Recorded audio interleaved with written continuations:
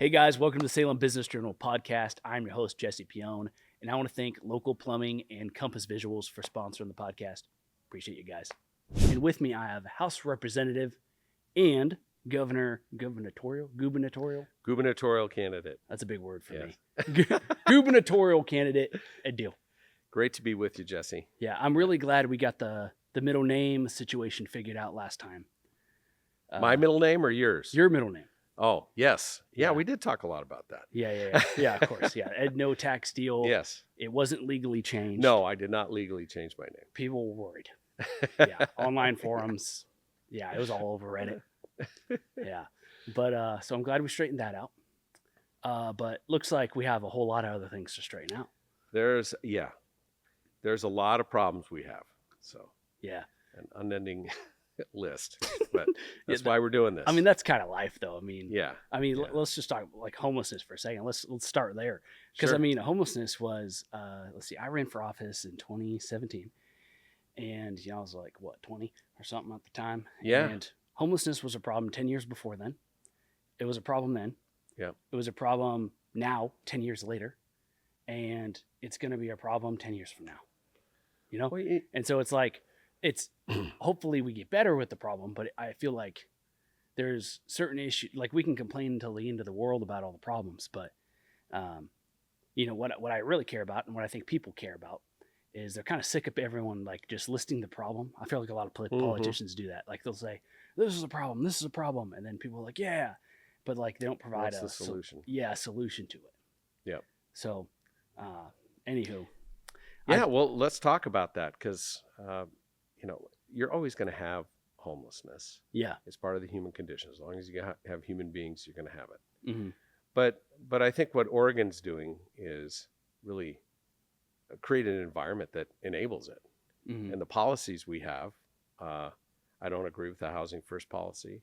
I don't agree with the harm reduction policies we have for, handing out clean foil and pipes and doing needle exchanges. I just don't agree with that. You don't think having the state giving you drugs helps solve the drug problem? No, I don't think it does.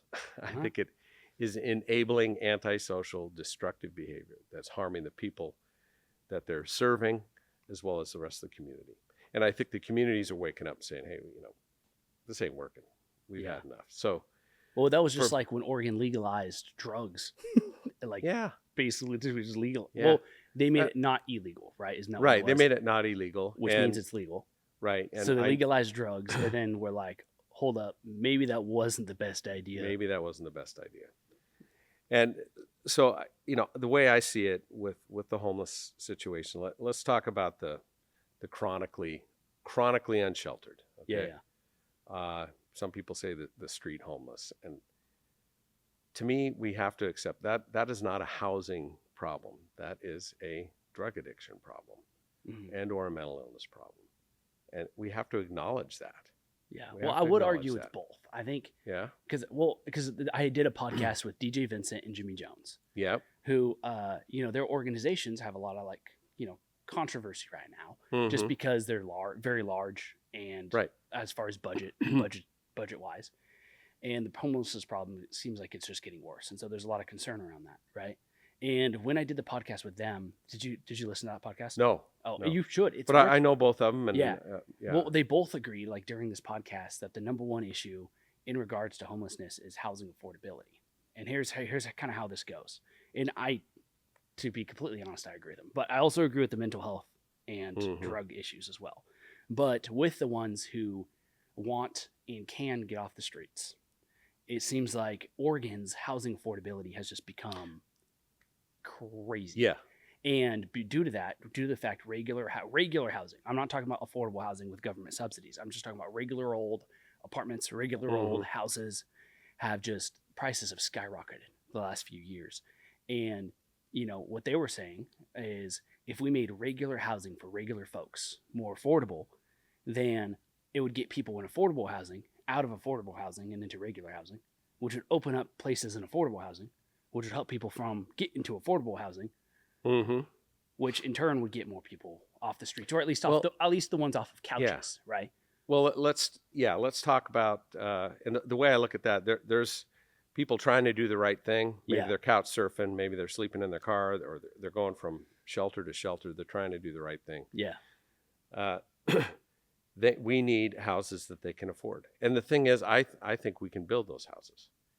But our government and our governor has created a system that makes it outrageously expensive. And her solution is to just subsidize expensive homes.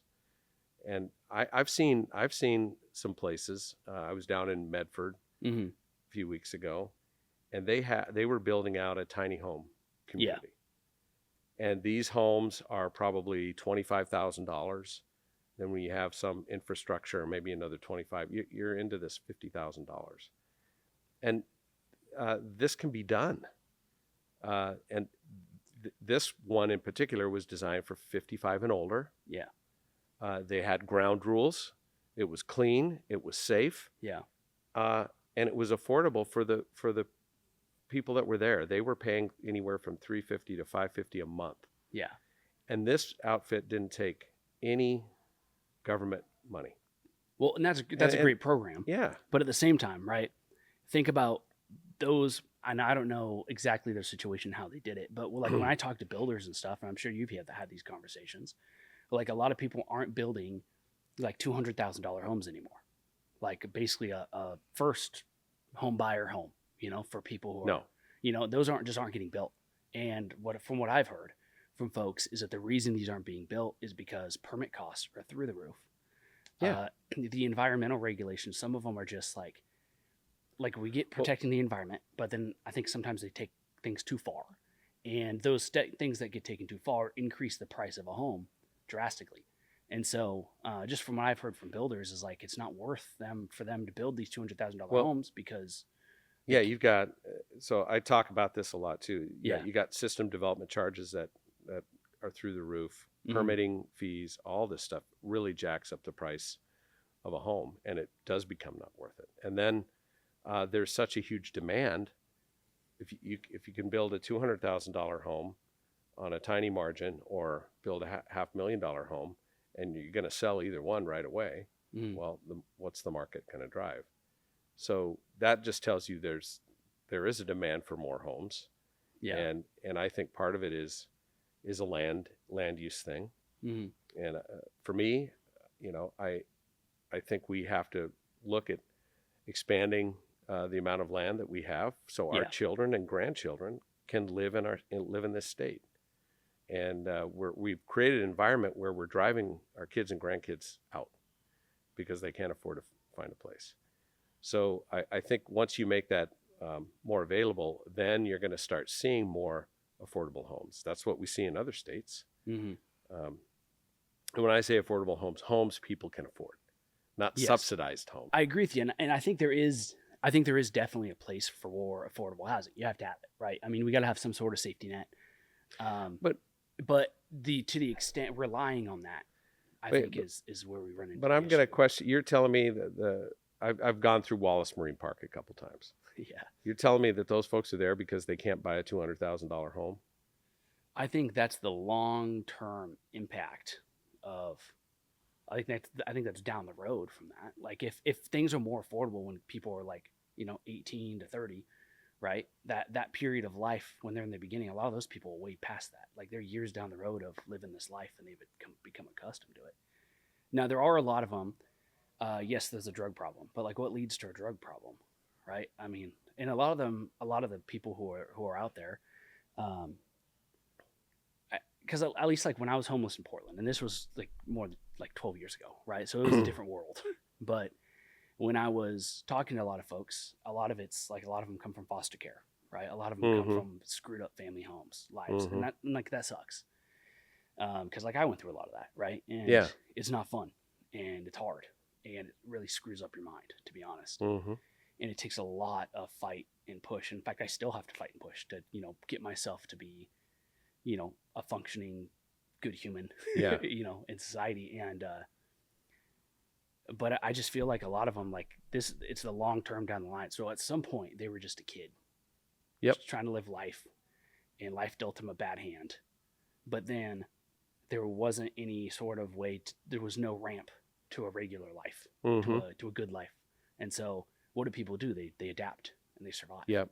And so I think people adapted to survive in this world that they're now stuck in. And now it's kind of like, did you ever watch Alice in Wonderland, like Through the Looking Glass? No, but I've heard Yeah. the story, but Okay, yeah. So she was looking at this mirror, right? And like she sees the world that is as it is around her. And that's what it's like to be homeless. Because like you look at this, like this other life just seems crazy. Mhm. It seems unobtainable. And your world is what you see around you in this mirror. So when you look in the mirror, you see what you see. Yeah. You know, but then like what she does in the movie, right, is she puts her head through the mirror and there's a whole nother world on the other side. And so like a lot of these folks, well, the ones who haven't lost their mind, at least, you know, like they don't see that there's a world on the other side. Mhm. And to put your face into a mirror, you're going to break the mirror and scratch your face, right? So why would you do that? And so a lot of them just interact with the world as it is around them. Does that make any sense? Yeah, you adapt. Yeah. They've adapted, but so what are you saying is the solution then? Well, I mean that's I mean, to to me, they have.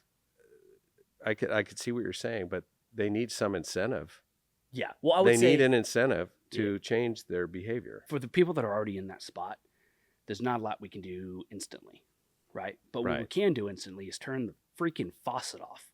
You know what I mean? We can do things. If it's a fire hose and the water in the fire hose is people getting into homelessness, then we can turn off the spigot. And so right now what we could do is make sure that kids that are that kid today, that are in bad homes today, that are in foster care today, that are in bad financial situations today, give some sort of ramp for them to be able to make life affordable, or like some sort of way, like give them a path. You know what I mean? It's kind of like how, like in our prison system, we just like let them loose and then expect them to, to whip into shape, but they don't know what to do. Mm-hmm. You know, it's like And so I think what we can do, and what something that any governor could do right now, is turn the spigot off.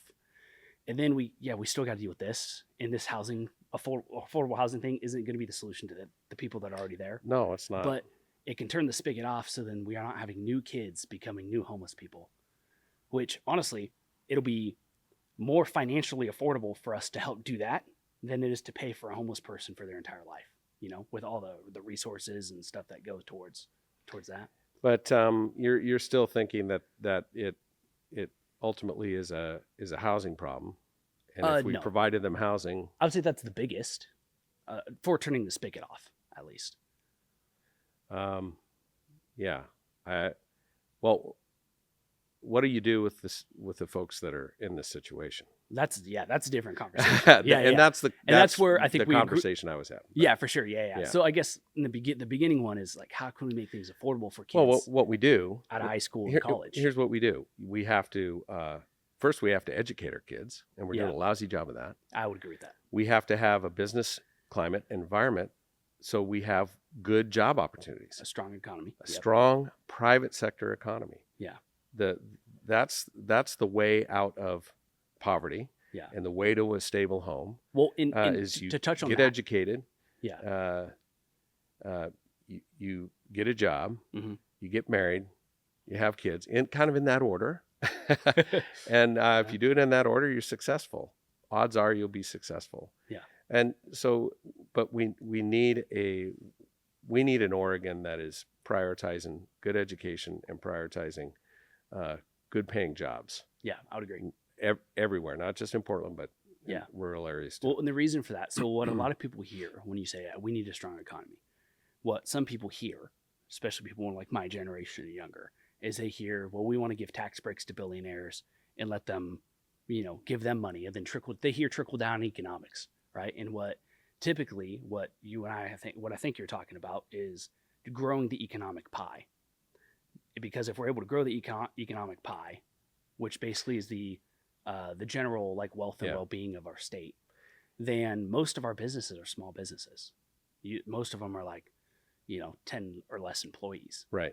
And so if we're able to help those businesses be able to do well and survive, then they get to pay their employees get to eat, they get to feed their families, they get to eat, and we get more tax dollars as a state, because these businesses have the money to give it, and then those tax dollars can be better used for Yeah. services. So, and a lot of that for small businesses is around, the state gets in the way sometimes with regulation, with employment law, those things. We can streamline that. And we have to realize we're in a competitive environment for businesses and for jobs. No. Yes, we are. Speaking of jobs, well, I guess, do you want to talk about economy or do you want to stick on? Sure. We kind of shifted from the homeless conversation. We can come back to the homeless conversation, right? Or should we stick to it? It's your show, man. Okay, let's stick to the homeless thing. Let's come back to the economy because I do have some questions about that. Okay. Because I think that's probably the number one contributing factor to a lot of these things. But with the homelessness problem, what do you think is the solution for like the ones that are already in that spot, right? They're already on drugs, or there's a lot of them that are mentally ill, and you talk to them and like they're talking to objects, they're talking to space lasers in the sky. They're self-medicating. Yeah. And I think it's terrible what we've done. So, but they need an incentive to do the right thing. Yeah. So I feel through nonprofits and through public investment as well, we're obligated to provide, basic shelter, transitional shelter, not housing, shelter, and mental health treatment, drug treatment, and call it wraparound services, where we got to acknowledge that a lot of these folks don't have the life skills that you and I take for granted. Yeah, and I think that's what you were getting at before. Yeah. Well, and some of them don't have the capability to learn them, to be honest. No. I mean, because I know for me, right, if I ended up being homeless again, if I was sleeping in an elevator like I was before, right, then like I know that I have the skill sets to be able to get myself off the streets. Right. Like if everything hit the fan, all this fell apart, like I know I'd be okay. But there's a lot of them who like that aren't in that mental headspace to be able to learn those. But I think they can be. I think a lot of them can be. Maybe not. But let's say for the group that can be, they need to have an incentive to go into those programs. And right now, there's no incentive. There is no incentive, and they don't know what the other side looks like because they've been in there so long. So, to me, the incentive is repealing House Bill 3115 and allowing cities to enforce public camping bans. And I think that's what communities want. They don't want these encampments on the side of the road. In their kids' park. They don't want people camping out in front of their business. So we have to be able to enforce public camping bans. And so then people have a choice. You're giving them a choice. You can move along, or you can go into these treatment programs like Union Gospel Mission has, or Eugene Mission. I toured Eugene Mission last week. Those are just two examples of programs, but there's many, many other programs. But you can't camp here anymore. And if they refuse to do either one of those, they may be going to jail. But they need an incentive to do the right thing, because what's going on to our communities is simply unacceptable. And there are people who are not in a position to make that choice, and like you say, maybe incapable of ever helping themselves, or maybe it's just temporary. But we need to be able to get them into a place where they can get treatment. Well, those are the ones the laws in Oregon today make that very difficult. I would agree. And I think that the group of the ones who can and are able, but their bodies are able and their minds are able to work and contribute to society, I think should. But yeah, I just think that some of this stuff happened before I was, maybe before I was born. At least I was too young to notice. I was too busy, learning my ABCs or something. But when we closed down Fairway and some of these other like mental health places and just threw these people onto the streets, I feel like that was I don't know what was going on there entirely. I don't know the reasoning behind it because I wasn't there. But that was a national thing. So a lot of the institutional care places were basically were shut down. And I think this was all about personal freedom and liberty in many ways. It doesn't seem that you can't commit somebody against their will, and the decision was made, we're committing too many people against their will. Yeah, but if they're on the sidewalk talking to space lasers in the sky, like... Well, that's what we do right now in the name of freedom and liberty. We leave them in squalor on the street. See, to me, that's unacceptable. Well, and that's something that, like, as a taxpayer, for that group of folks, right, they're extremely mentally ill, and there's, like, it's not necessarily whether it used to be drugs. It doesn't matter. They are currently physically, mentally ill and not able to take care of themselves. Like, is there a solution to that? Because I believe it was an Oregon Supreme Court decision, right? Or was it a national? I don't know. Yeah. I don't know the details, but I do know that there was a intentional decision to close down these big institutions. Yeah. The one flew over the cuckoo's nest institutions. Yes. Change the civil commitment laws so we weren't putting somebody in those situations against their will. Yeah. And then created residential facilities, so smaller, more personal facilities, and we have those all over the state. So a lot of the folks that came out of Fairview are now in these other facilities. Oh, I see. Well, now a bunch of them are on the street, and some of them are on the street. So yeah, and those are the ones that typically cause the most. So havoc, like my friend David Beam. Do you know David Beam? No. So David Beam ran against me said he's running for governor this year, but he lives in a Shangri-La home. Oh. But my understanding is he came out of Fairview. Oh, wow. And he's he has a mental disability, but he's a really nice guy. He works in the Capitol. But so he lives in this Shangri-La home, but he's an example of somebody who transitioned into a residential facility, and he's doing good. Really? But he knows some of the people that are on the street that he was in Fairview with. Huh. And they chose a different path. But yeah. So I think that we need to revise our civil commitment laws so it is frankly easier to get people the treatment they need. Yeah. We need to revise guardianship Mm-hmm. to allow parents to have some control over their adult children who are making terrible decisions and really frankly struggling to navigate a really complicated social system in the state.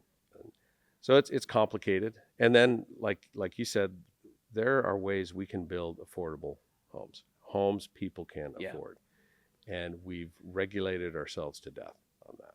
Yeah, I would agree with you there, and I think that's one thing that that a lot of times I feel like our current government doesn't think too much about is looking at, well, how can we make it easier for people to be able to build the homes for just regular folk to go live in? There's diminishing returns on we can make it this much more efficient, this much more energy efficient. Okay, you're making it considerably less affordable. Yeah, you have a more energy efficient home, but I can't afford to live in it. Yeah. Well, and that's the frustration a lot of people my age, right, are feeling is like it's because the average age of buying a home has skyrocketed in the last 10 years. And people are feeling it. And I think that's something that's why, when we're kind of looking at the national level, I've had this conversation with a lot of folks is like the parties are kind of shifting right now. And it's because there's a large group of people who are like, neither of you are representing us well in the sense of, it just seems like there's people are carrying us, I think, a little bit less about party and a little bit more about, okay, what are you actually doing for me? What are you going to do? Yeah. And I think that's something that a lot of people aren't realizing right now. Like a lot of the people who are currently in politics who have been there forever aren't really looking at that. But I think there's a large group of people who care more about, what are you going to do? Like, what are you going to do for us? And then, making you keep your word on it. So, well, for me, after the primary, I'm going to have I think you should be part of it, a core group of young voters that I'm going to work with to help shape specific policy that's oriented toward them. And it's important. And affordability is a big, big issue. And part of that is housing. Yeah. And, the way I describe it to people, I want I want my kids and my grandkids to be, I want my kids to have a home with a yard. Yeah. So my grandkids can play in a yard. And those are the kind of homes I want. I don't want skyrise apartments. I don't want high density apartment complexes. That's not, we need some of those. Yeah. But we also need the homes that people want to buy. Mm-hmm. And those are starter homes on a small lot with a small yard. Right now, it's a big home on a small lot with a small yard, and they're like $800,000. Yeah, yeah. But we can build those. We have to be able to have the land for that, and we also have to have a regulatory environment that makes it affordable. Yep. And makes it make sense for a free market to build them. Yeah. Yeah. Well, and speaking of affordability, it's kind of hard to afford a house if you don't have a job. And if we're looking at, some of these states on the West Coast, right? I'm not even going to compare us to Texas. I'm not going to compare us to Florida, Tennessee, or I'm not going to compare us to any of these other states, just on the ones on the West Coast, right? Because I think these 3 states are pretty aligned on a lot of their policy making decisions. Mm-hmm. For the most part, I think there's give and take. Yep.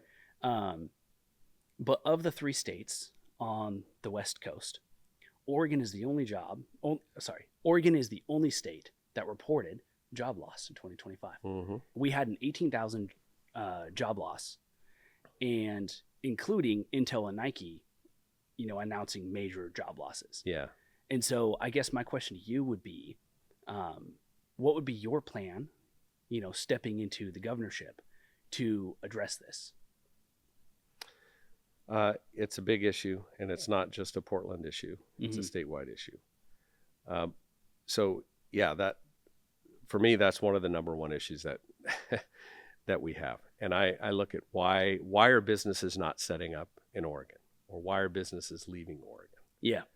And it's a combination of things. One thing is it's a tax structure that is not competitive. Mm-hmm. So I'm calling for the elimination of the hidden sales tax, which is the corporate activities tax, which is a tax on almost every business based on their revenue, not their profits, but their revenue. Which, right, tied to construction, right? That's an industry that is very high.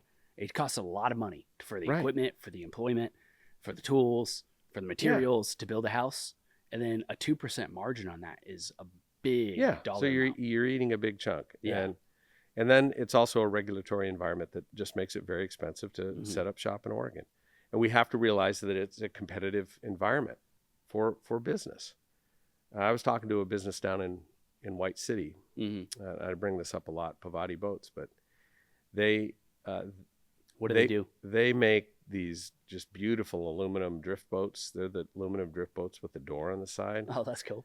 And then, but their other business is aluminum ski boats. Like these are top of the line, just gorgeous aluminum ski boats. These are $500,000, $600,000 boats. Wow. Yeah. But they want to expand that business. They have a world market, and we should be proud of having that business here in Oregon. Yeah. But they're looking at challenges to expand in Oregon. For one, they're having trouble hiring. The education system seems to be letting them down. They're also getting hit with system development charges and permitting fees and all these things that are What's a system development charge? A system development charge is, let's say you're gonna put a building in place in a city. You have to have a street. You have to have maybe the traffic's so heavy it's got to have a new stoplight. Oh, that's when the city adds like the city sidewalk, adds. Yeah, you got to get plumbing. You got to get utilities to it. So the city adds charges to that to accommodate them. Yep. But in this case, they already had a highway right next to them. And they owned the property. They just wanted to expand right next to their existing building, and they were getting jacked around with system development charges, plus just the regulations and permitting around it. We're adding a huge chunk to the cost of this project. Well, they get a call from a business in Texas. Okay, says, hey, you should check out Texas. We got a good education system. You'll be able to hire people that understand the trades and are willing to work with their hands. And then they get a call from the governor of Texas, Greg Abbott.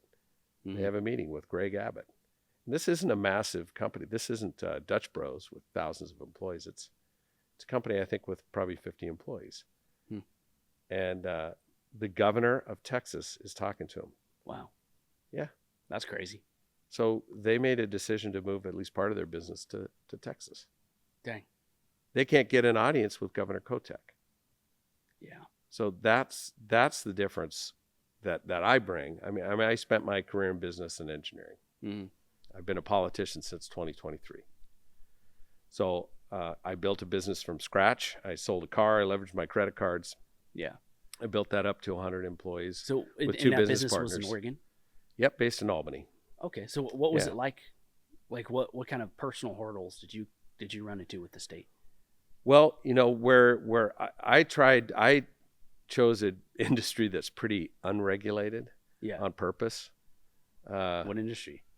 Control systems integration. So we would go What- into factories. Ed, what does that even mean? We would go into factories and put the computer systems and software on the machines that make stuff. Okay.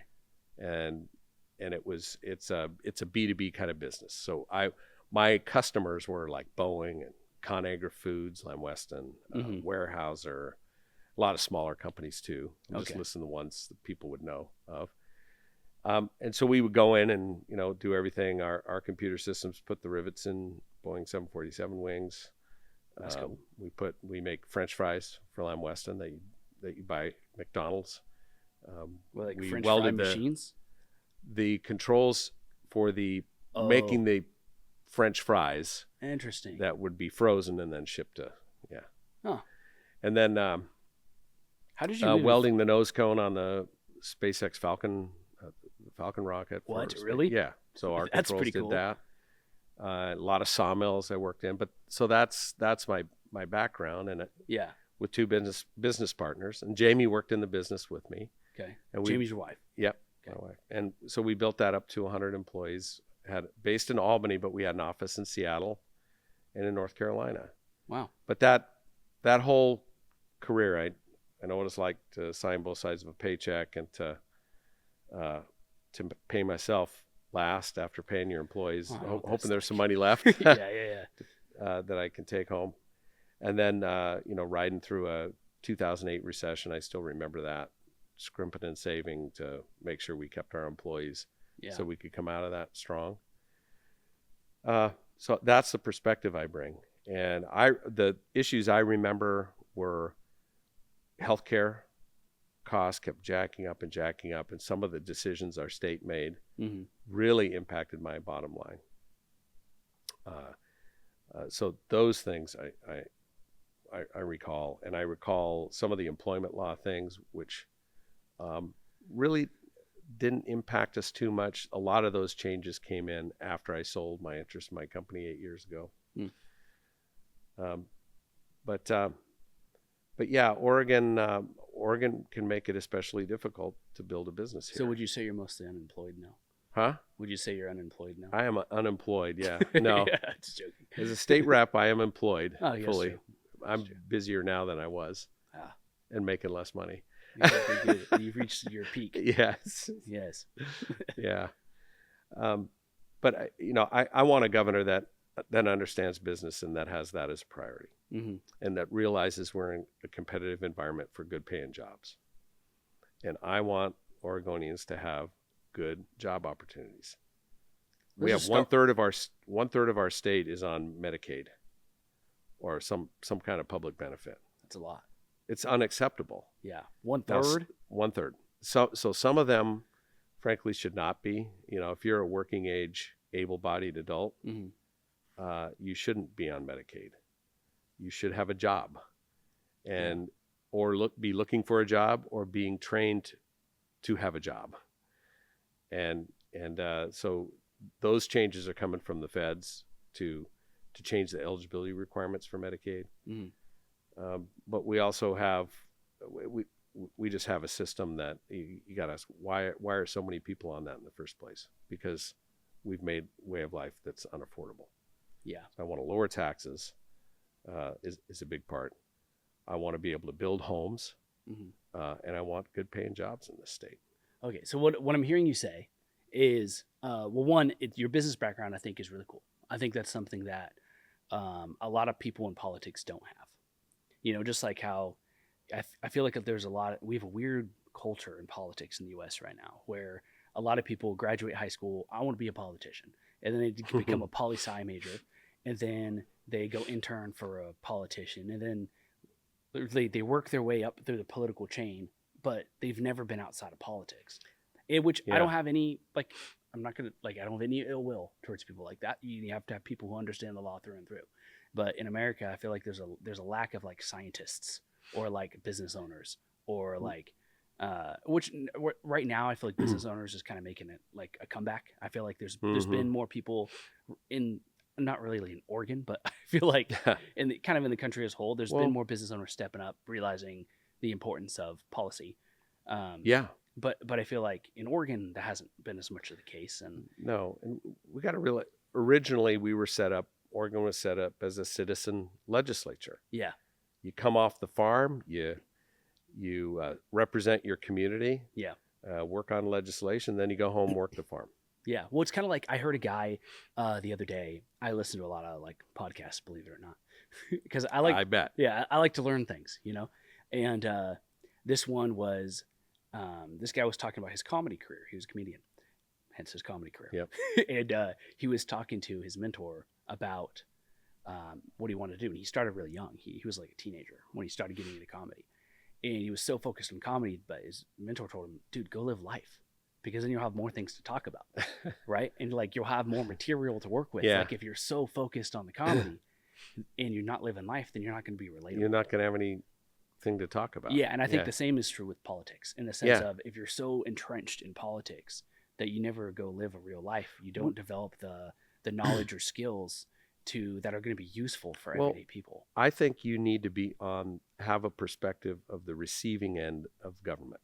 Yeah. And that's what in the private sector, working as a business owner or just being a taxpayer, you're on the receiving end.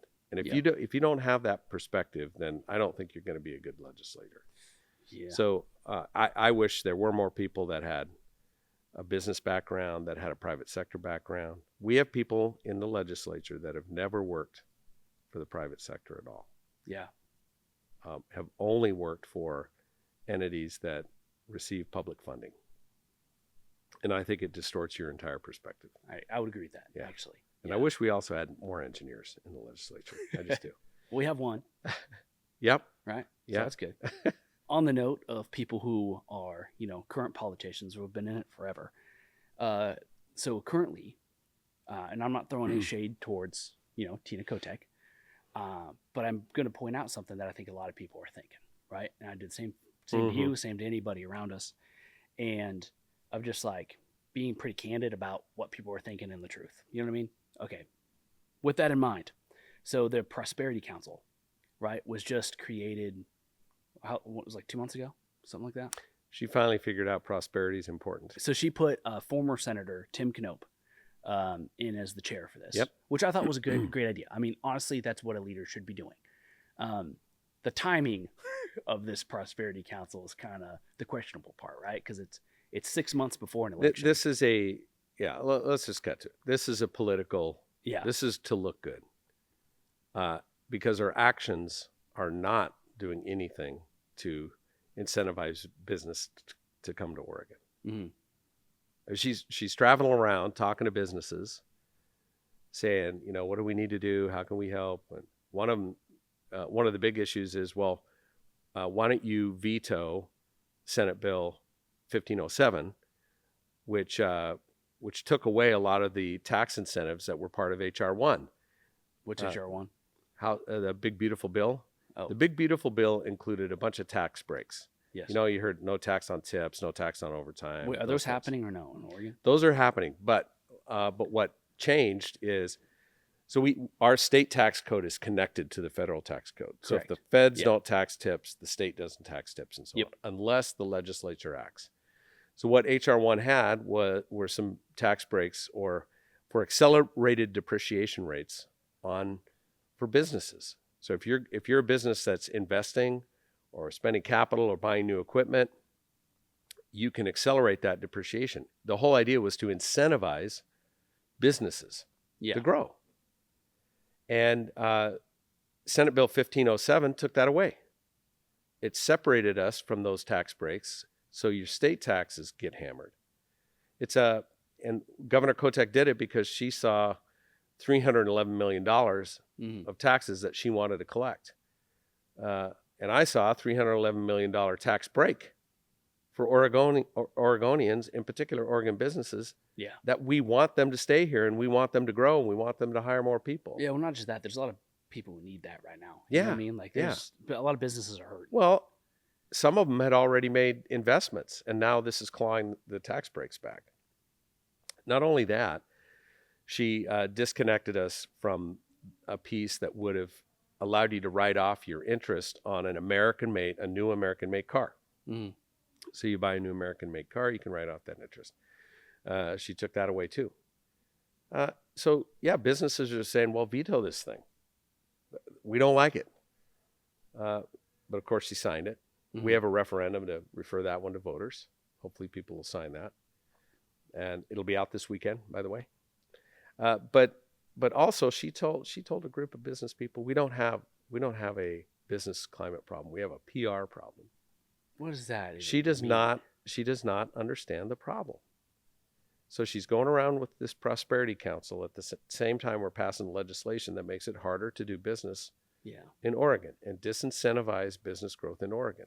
They do not appreciate private sector business. The PR comment, I think, is crazy. That sounds it's not just a PR problem. That sounds like a toxic relationship. Yeah. He's like, no, actually, I'm actually not bad or toxic. I was up last week. I was talking to Intel. It's not a PR problem. It's not a PR problem. It's a business climate problem. Yeah. Talking to small businesses. Go look at downtown Portland. It's a shell. Yeah. And they're in this economic doom loop thing. I think you and I have talked about that before. Yeah. This is a real problem that Oregon faces. And we need now, maybe more than ever, a governor that understands that. And Tina Kotek does not understand. Well, and what's interesting, right, is especially about the Portland thing, right? And here's what I think a lot of people in Portland should maybe look at, right? Just go to the Columbia River, do one of these, and take a look right across the water from you at Vancouver waterfront. And I've been talking to a lot of folks about this because I've been going to Vancouver. It's cool. Vancouver is like, from what I hear, I was not, Portland's kind of been a dump throughout my adult life. But from what I hear, like, it used to be a really cool place to go and to go out around the town and you're safe. And like Vancouver's cool. Vancouver is that. You are hitting on something that is important when we're trying to connect with young voters. Yeah. Because I've been talking to some young voters. They don't know a Portland that hasn't had a severe homeless and drug addiction problem. Yeah. So we're used to it. Yeah. Yeah. They've never lived in an Oregon that didn't have a very extreme left-wing governor. Yeah. They don't know the Oregon that I know and the Oregon my wife knows. They don't know an Oregon that didn't have all their timber resources locked up. Yeah. They didn't know an Oregon that had thriving rural communities with good paying local jobs and local tax revenue. When's the last time we had that though? Because Oregon's been basically ran by, and I'm not, this is me taking sides, but I'm saying 40 years. Yeah. It's been 40 years. So and it's gotten really bad, say in the last 20. Yeah. But yeah, it's been 40 years since we had a Republican governor. That was Vic Atiyeh.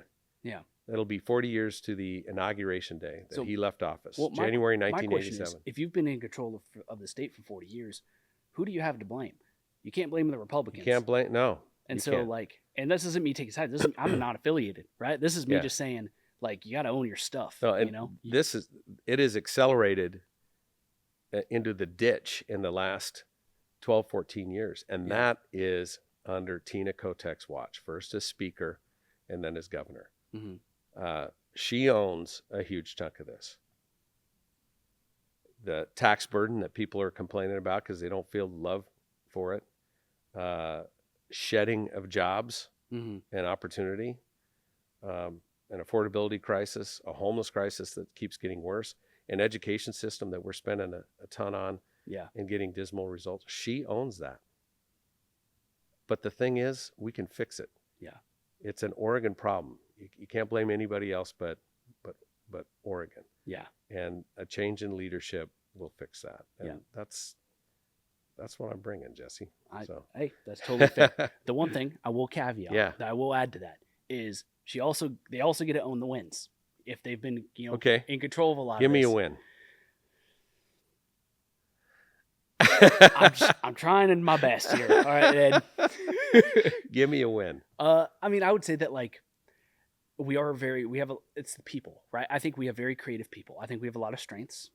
We have a lot of natural resources, which isn't really a policy thing, but it's more of just. I think we have our higher education system does a really good job. Mm-hmm. I do believe that we're a good. Again, I'm looking back at business. Mm-hmm.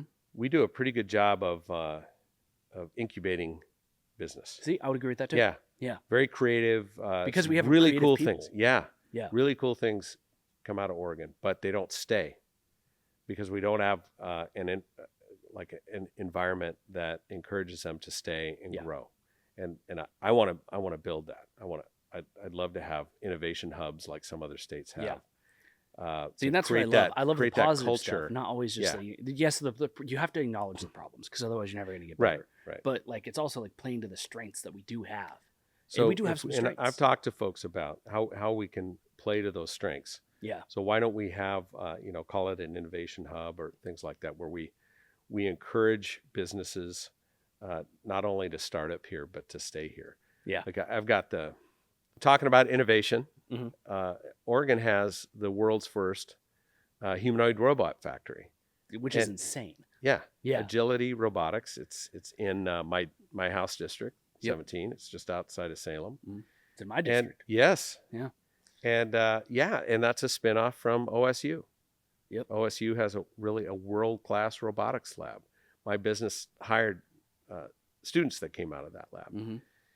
So it's great. I mean, we're producing these students. We need to make sure they stay in Oregon and work in Oregon. So I think it's really cool that this robot factory is in Oregon. Yep, I think that's awesome. They need a whole. I'm not thinking of the right word, but not an infrastructure, but a network, like a hub of like-minded businesses around that fosters growth and shares ideas and frankly shares employees too. And we don't have that in Oregon. So here's this amazing company plopped down in the middle of Salem. Yeah. There's no other companies like that. Yep. They're not going to be able to stay there. They're not going to be able to stay there. In fact, they're looking at their next growth to be down in the Bay Area. Oh, dude, we can't lose them. I know.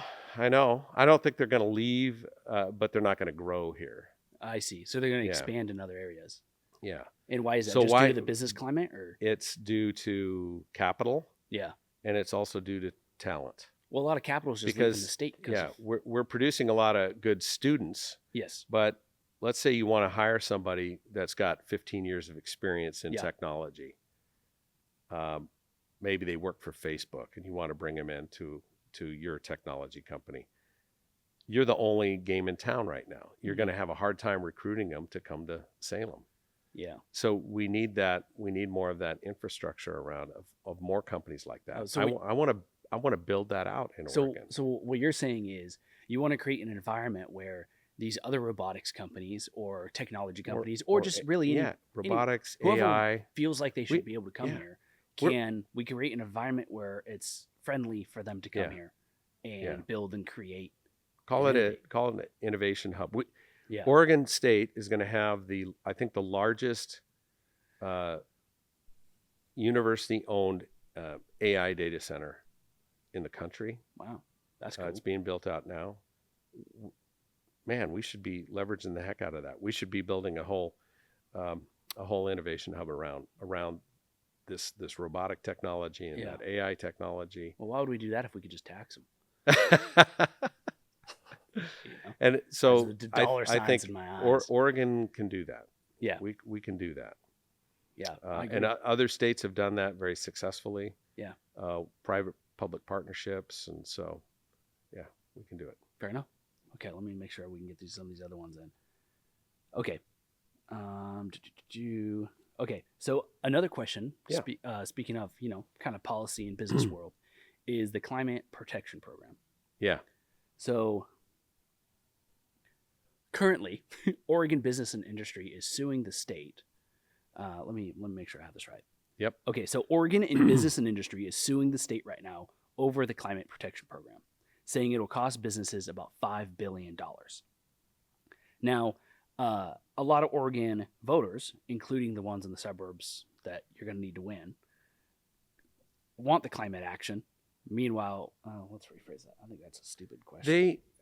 But anyway, so let me rephrase that. I don't know anybody that doesn't want clean air and clean water and have a wonderful environment to live in. I don't know anybody that doesn't. Yeah. It's a matter of will the exorbitant costs that are incurred through the CPP contribute to a better climate and environment?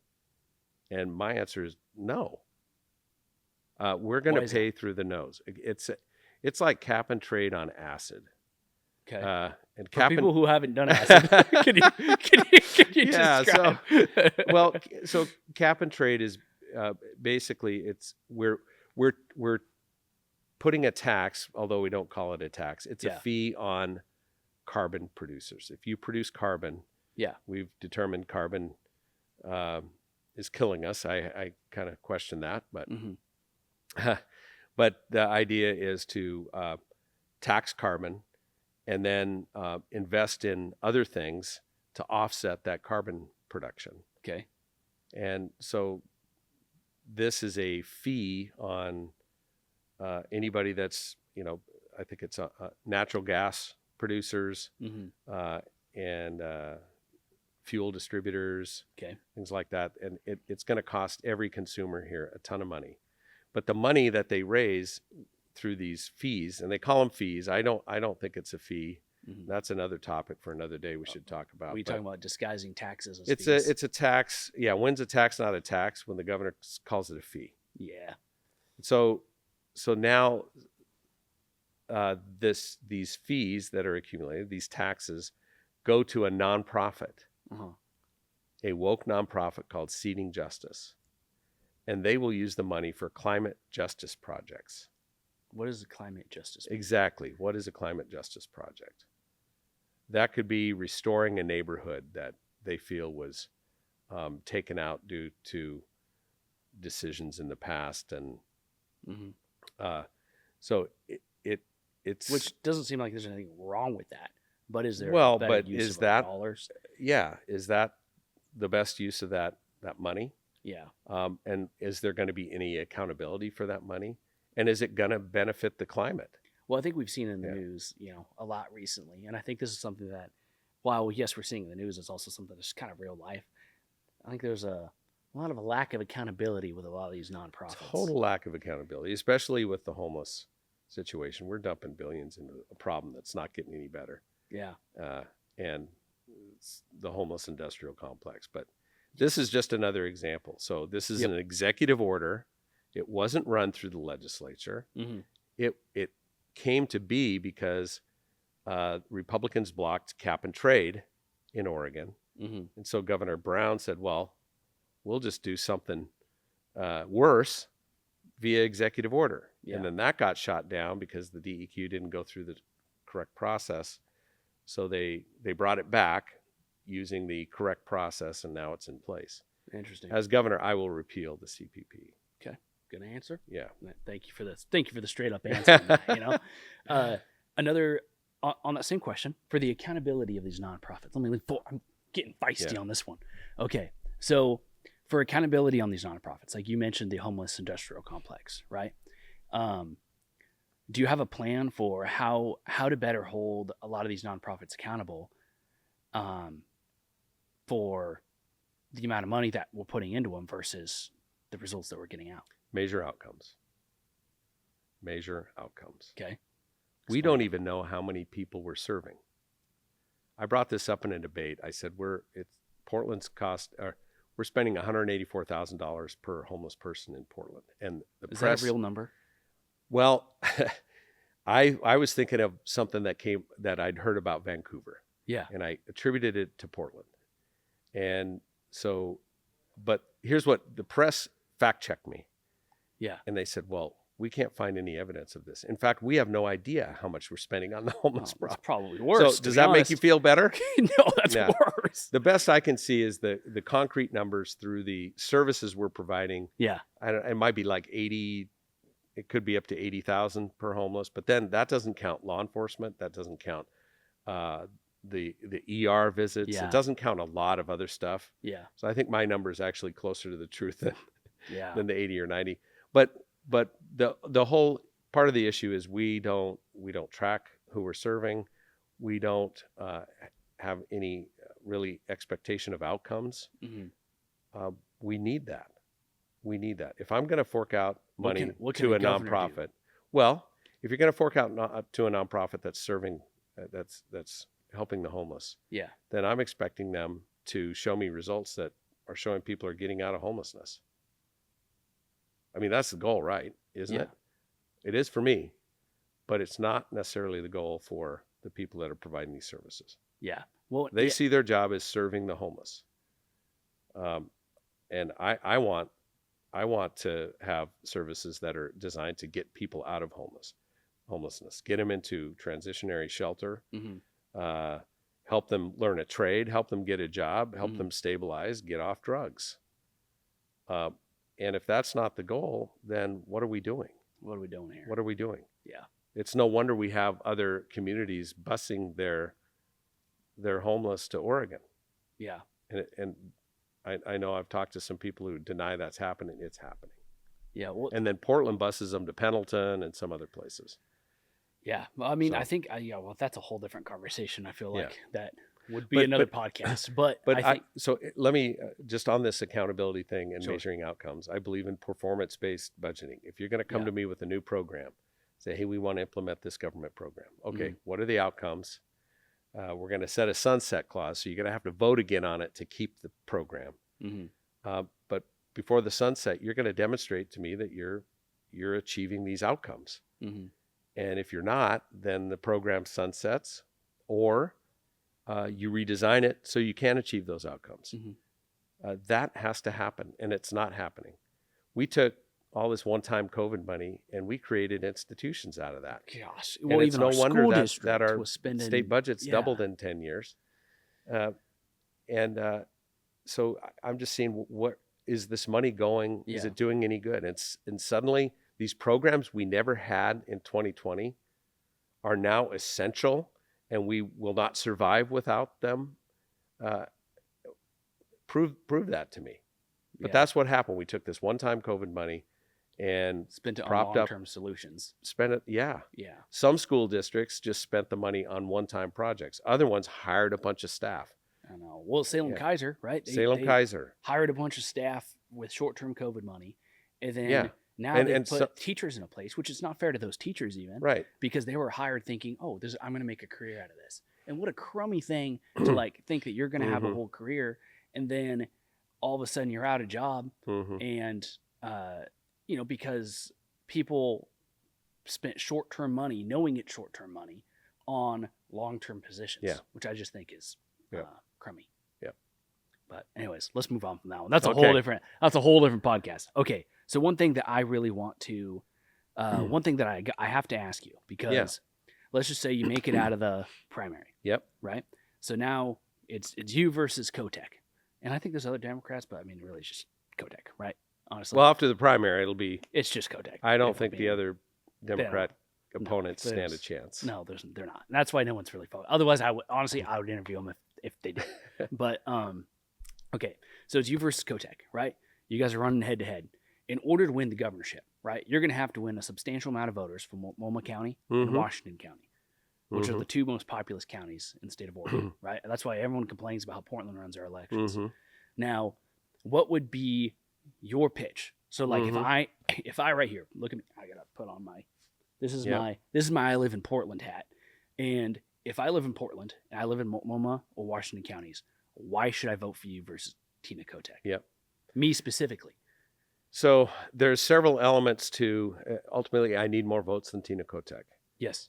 And that's part of it.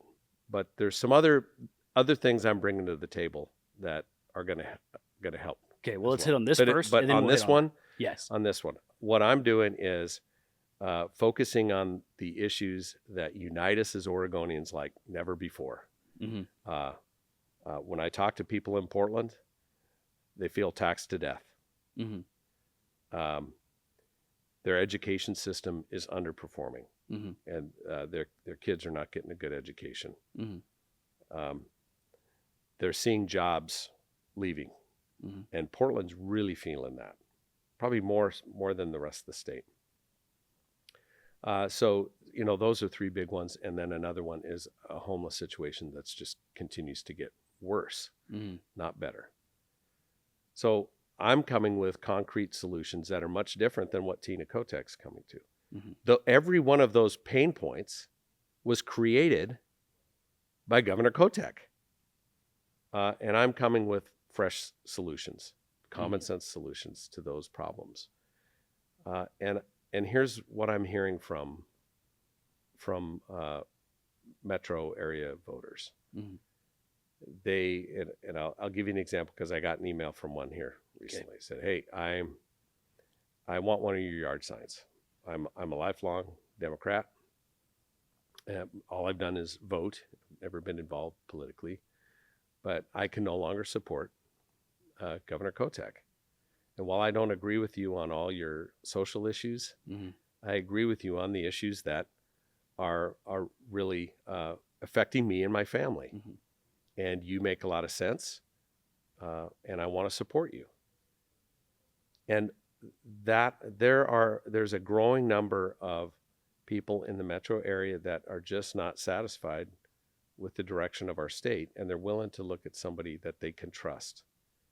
I'm a straight shooter. I'm not telling a conservative group one thing, Yeah, and liberal media another thing. And I want to earn their trust with common sense solutions, and maybe for the first time they'll vote for a Republican.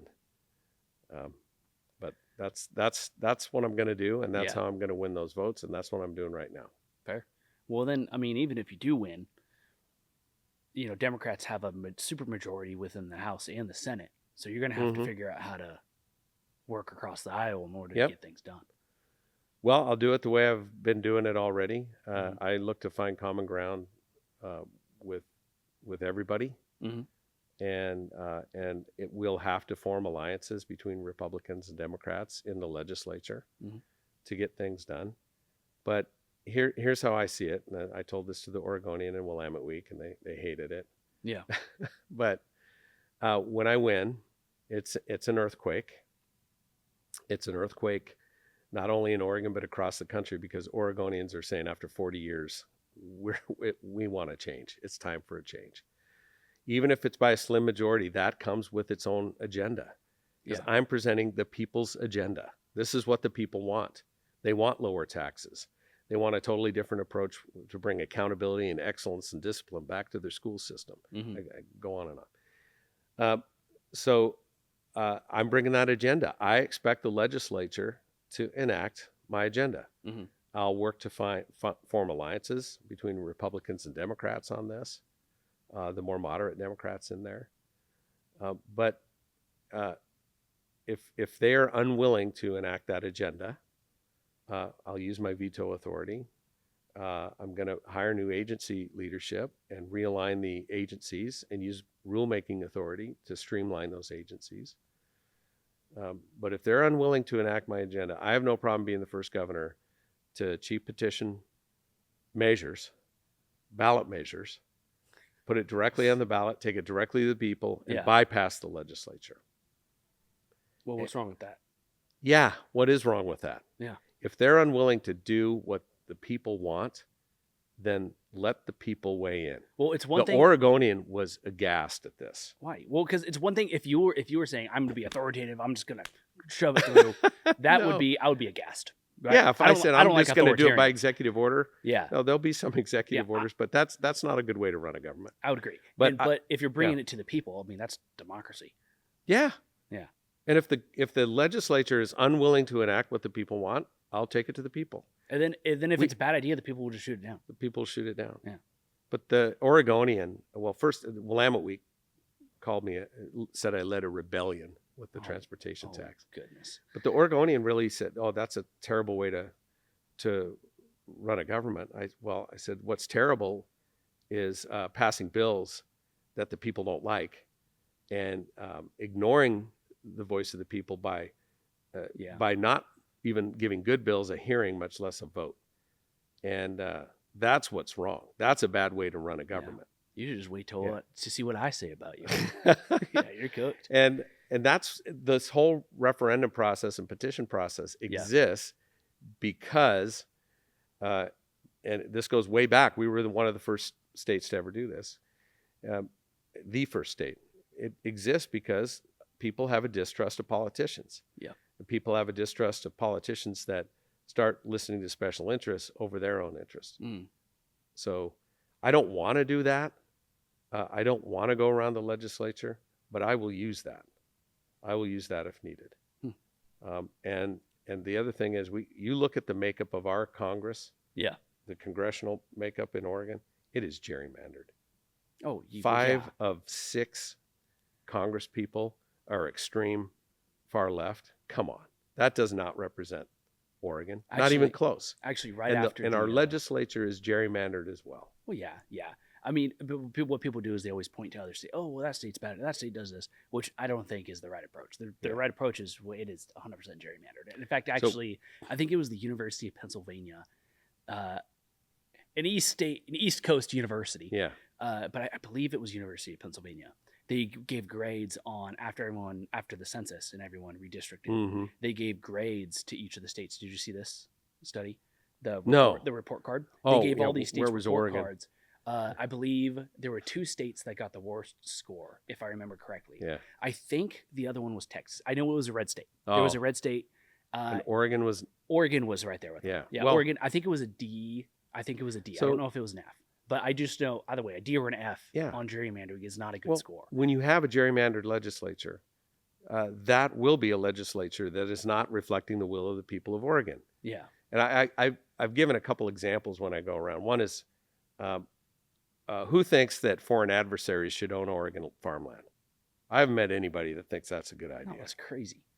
But yet, Virgil Osborne and I brought legislation to take care of that, and we couldn't even get a hearing on it. Really? Yeah. That's nuts. And are you talking like how the Chinese one too. own a lot of American farmland? Huh? Are you talking about how the Chinese own a lot of American farmland? They do. Which is nothing against Chinese people. No, we have to differentiate that. It's the Chinese government. It's I'm talking not about foreigners. I'm talking about foreign adversaries. Yeah, the country. Yeah. Like the government. They should not be owning Oregon farmland. Do we own any Chinese farmland? I have no idea. No. Even the Chinese don't own farmland. You don't own a home in China. You temporarily rent a space that's yours. That's nuts. They have a whole different concept of ownership. Yeah, I don't know about that. Yeah. But I do. It's a bad idea. Yeah, it's a horrible idea. I don't like their. Well, let's end it on. But anyway, that's the problem, and that's why I proposed that. And the Oregonian thought it was a terrible idea. They didn't endorse me. Neither did Willamette Week. I take that as a badge of honor. Tells me I'm on the right track. That's great. Well, just so you know, we don't endorse anybody. Yeah. Just because I try to do as straight shot as I can. Yeah. No, that's good, and that's what you need to do. Yeah, but I'm gonna cook you with some sort of headline. I just don't. I haven't figured it out yet. Yeah, both sides. I'm gonna score. Yeah. Just get all of you. So let's end this on a more Salem-based thing. So you live near Salem. You live in Sile? I live in Sile. Yeah. I'm in the State and School District. Yep.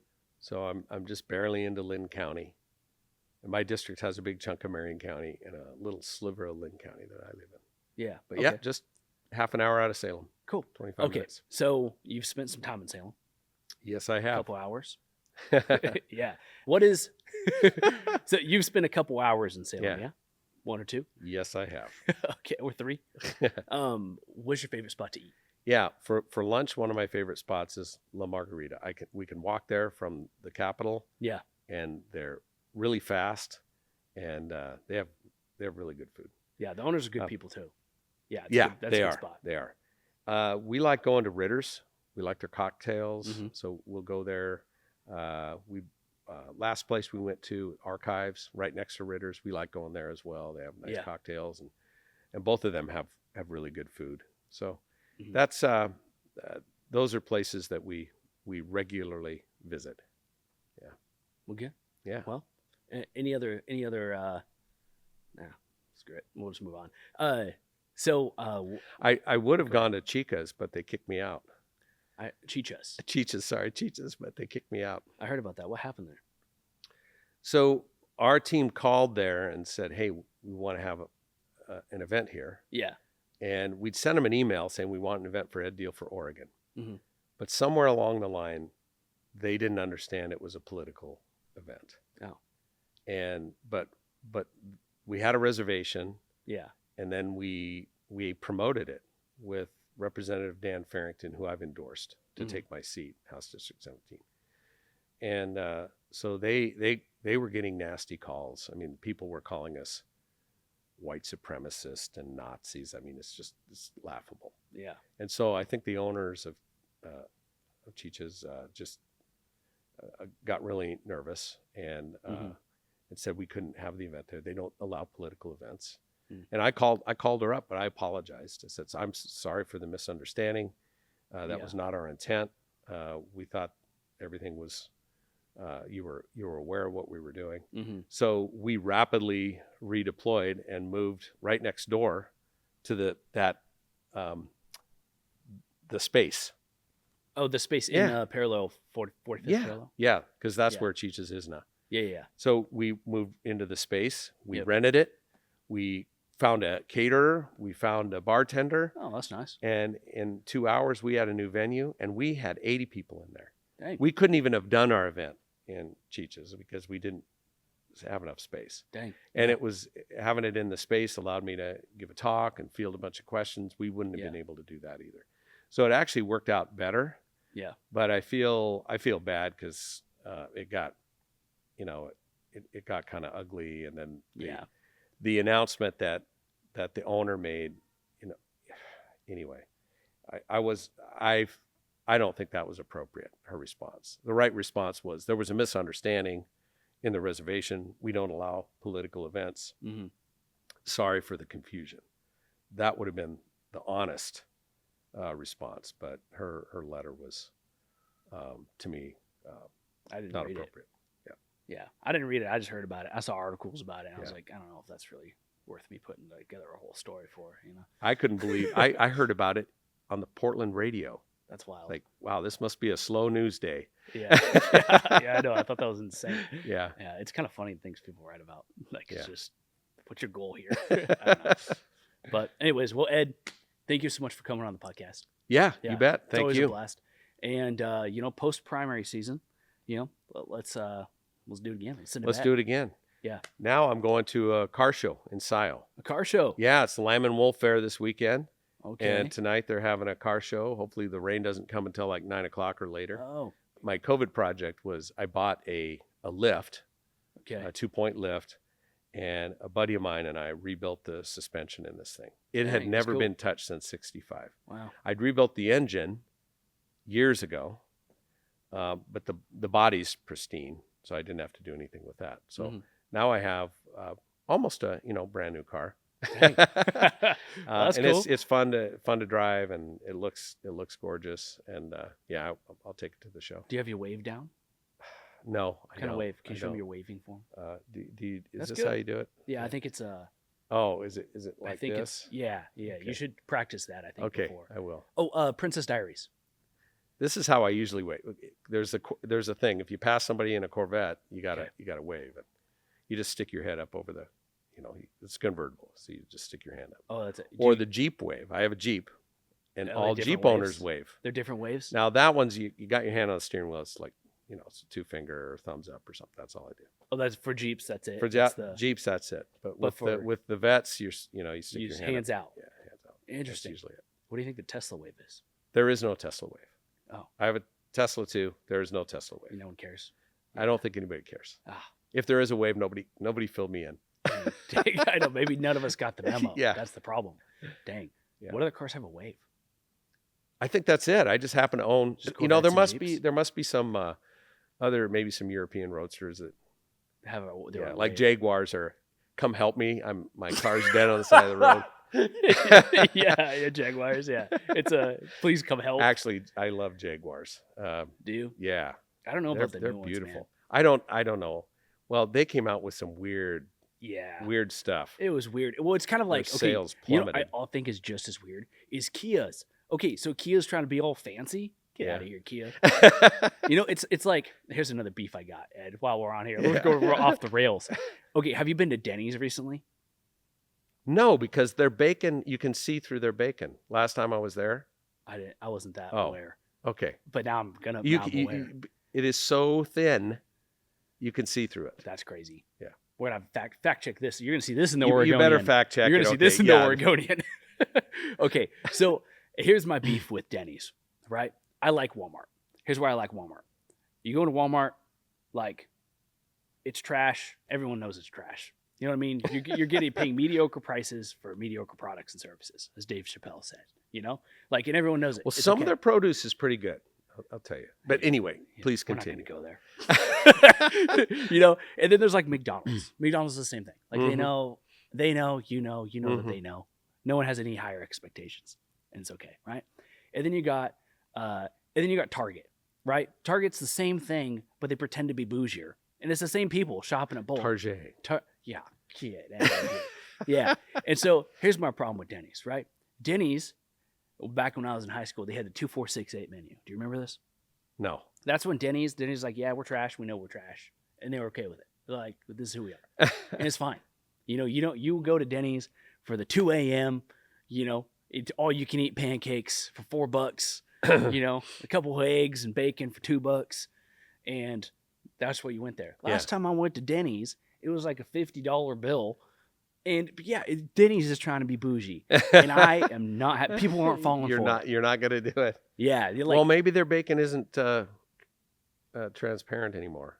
So it was not a good experience. It was the same thing, except I'm going to boycott Denny's. Talk about a political issue we need to care about. And but I think Kia's doing the same thing. Like, you're a Kia. Don't try to be fancy. Yeah, I've never even looked at buying a Kia. Yeah. Oh, we should I'm not knocking them. We I think petition that. they're pretty low cost cars, right?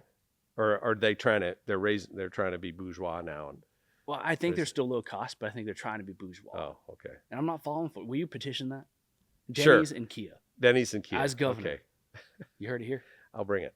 Okay. Well, thank you for coming on the podcast. You bet, Jesse. Good seeing you. Yeah, of course. Yeah. And hey, guys, thank you so much for listening. And I want to thank Compass Visuals and Local Plumbing for sponsoring the podcast. Appreciate you guys. And come to our election night party. Starts at 6:30 at Snow Peak Brewing in Stayton, and we're accommodating a large crowd. We're bringing a tent. We'll have a stage set up.